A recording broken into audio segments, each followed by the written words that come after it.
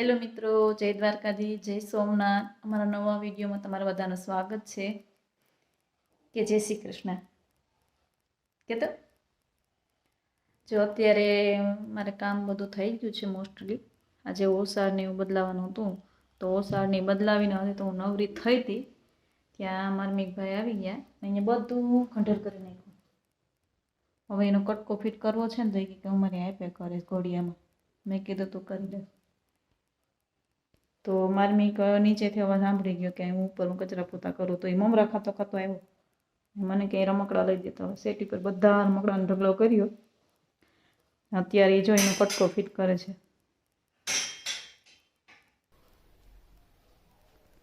હજી એક બાકી છે, જો નીચે બાકી છે આ સાઈડ. આલે કરી દે. ઓલી બાજુ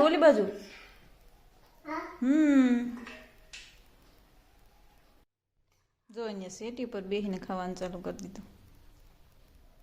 શું ખાયલા?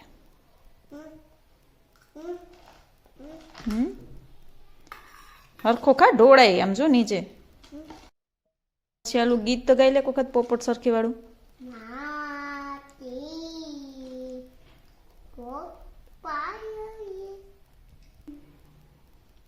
પછી મિથિલા શેરના રસ્તા. પછી કોણે પૂછ્યું? હું પૂછ્યું? હું પૂછ્યું તું? ચાલો મિત્રો, હવે રસોઈનો ટાઈમ થઈ ગયો છે. હવે અમે રસોઈ બનાવી લઈએ. માર્મિકભાઈને નીચે લઈ જાઓ. થોડીક વાર ટીવી ચાલુ કરશું તો ટીવી જોશે. અમે નીચે આવી ગયા છીએ. માર્મિકે એનો રમકડો પકડી લીધો અને એમાં બેસી ગયો. શું કરે?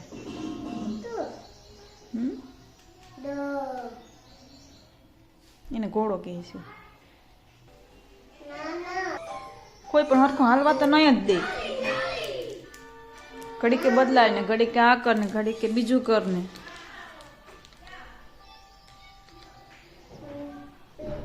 હું તો જો રોટલી બનાવતી હતી કે આ મમ્મી ગામમાં આવ્યા તો શેરડીનો રસ લઈ આવ્યા. હાલો બધા શેરડીનો રસ પીવા. શું કરે?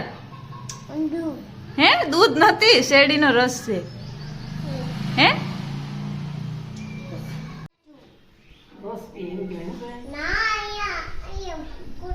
ક્યાંથી લીધું એમ કેતો હે? હો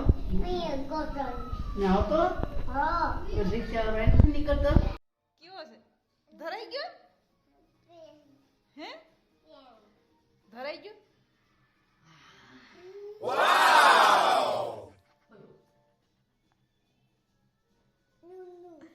નુનુ મસ્ત એમ કહેવાય.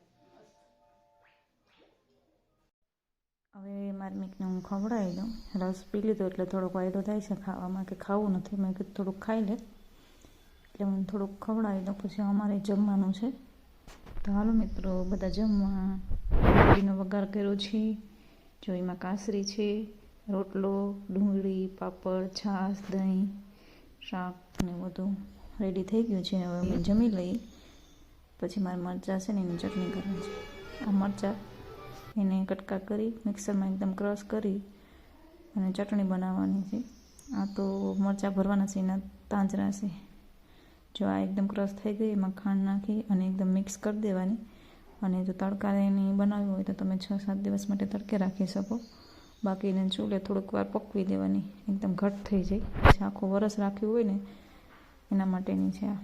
પછી કાચની બરણી હોય એમાં ભરી લેવાની. આ મરચાં એના તાંજરાવાળા મરચાં છે એ ભરવાના છે. જમી કરવીને ફ્રી થઈ ત્યાં યાદ આવી ગયું કે મારે આજે દળણું કરવાનું છે. તો મેં બાજરો આજે તો ઠેલું હતી. મારી પહેલાં માર્મિકભાઈ બેસી ગયા દળણું કરવા. એ કે હું કરી લે આજે તો દળણું. એને બહુ શોખ છે, કંઈ પણ કામ કરતા હોય ને તો આડો કંઈક ને કંઈક અમને હરિયું કરવા આવતું જ હોય. એને એમ થાય કે મારે પણ કરવું છે. પછી કુલ્ફી લઈ આવ્યા. તો જો ભાઈ કુલ્ફી ખાય, મને આપીને એ પણ ખાય છે. ગરમી જે હું થોડું લાગવા માંડ્યું ને એટલે થોડીક ઠંડારક થાય એ માટે ખાવાનું મન થયું હતું તો લઈ આવ્યા. જો એને તો બહુ ભાવે પણ ઠંડી લાગી. હાલો જમી કાઢી તો લીધો. હવે ઠામનો ઢગલો છે, એટલા બધા વાસણ થઈ ગયા. તો નહીં કર લે, હાલ પેલા બર પડે તો ને અમાર માર્મિક છે ને ના તો બહુ બર પડે હો છોકરાઓ. જો જો ચડ્યો. તો ફાઇનલી માર્મિકભાઈ નાહી લીધા. હવે એનો સૂવાનો ટાઈમ થયો છે તો કે મારે ઘોડિયામાં સૂવું. એટલે જોઈએ આવી રીતના સૂતો છે ઘોડિયામાં. કોના કોના બાળકો આવી રીતના ઘોડિયામાં સૂવે જરા મને કોમેન્ટ કરજો. તો ઉઠી ગયો. એના પપ્પાએ આવીને એને ઉઠાડી દીધો. મેં કીધું ને હું વાત જોઈ હું તો હોય ને ત્યાં સુધી સારું છે. પણ આવતા હવે ભાંગી નાખશે ને ચશ્મા. તમે ઉઠી ગયા માર્મિકભાઈ?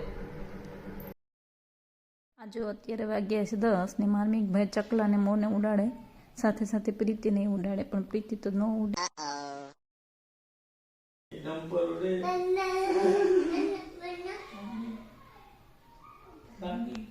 માર્મિક તો પડી દીકરા.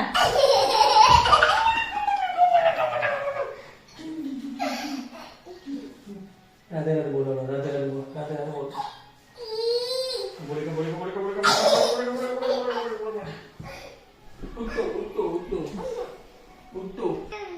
કૂદે જાય એમાં. ટ્રેક્ટર ક્યાં છે અહીંયા?